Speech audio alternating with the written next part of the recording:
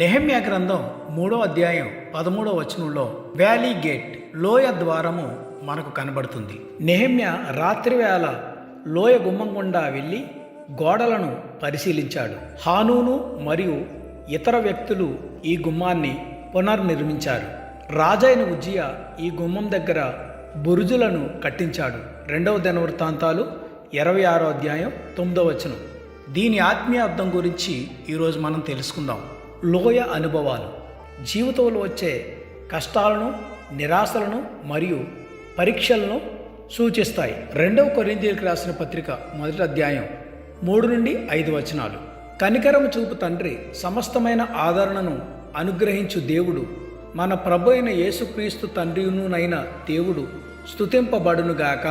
దేవుడు మమ్మను ఏ ఆదరణతో ఆదరించుచున్నాడో ఆ ఆదరణతో ఎట్టి శ్రమలలో ఉన్నవారినైనను ఆదరించుటకు శక్తి గలవారమగునట్లు ఆయన మా శ్రమ అంతట్లో మమ్మను ఆదరించుచున్నాడు. క్రీస్తు యొక్క శ్రమలు మా యందు ఎలాగూ విస్తరించుచున్నవో అలాగే క్రీస్తు ద్వారా ఆదరణయు మాకు విస్తరించుచున్నది. ఈ మాటలు అపోస్తులుడైన పౌలు భక్తుడు వ్రాస్తూ ఉన్నాడు.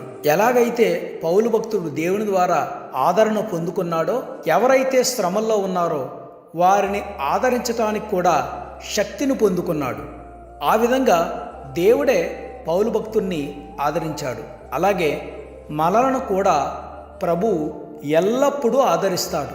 ఎన్ని శ్రమలు ఉన్నాయో అంతకంటే ఆదరణ ప్రభు మనకు అనుగ్రహిస్తాడు. 23వ కీర్తన 4వ వచనంలో, గాఢాంధకారపు లోయలో నేను సంచరించినను ఏ అపాయమునకు భయపడను, నీవు నాకు తోడయుందువు, నీ దుడ్డుకర్రయు నీ దండమును నన్ను ఆదరించును.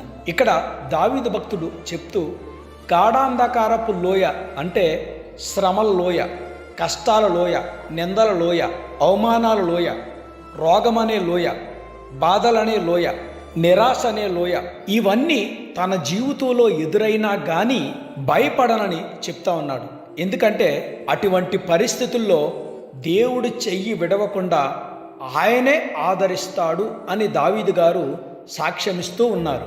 యెషయా గ్రంథం 66వ అధ్యాయం 13వ వచనంలో, ఒకని తల్లి వారిని ఆదరించినట్లు నేను మిమ్మును ఆదరించెదను, యెరూషలేములోనే మీరు ఆదరింపబడదరు అని ప్రభు ఇక్కడ చెప్తా ఉన్నాడు. తల్లి ఏ విధంగా ఆదరిస్తుందో అలాగే మనలను కూడా ఆదరించేవాడు మన ప్రభువే.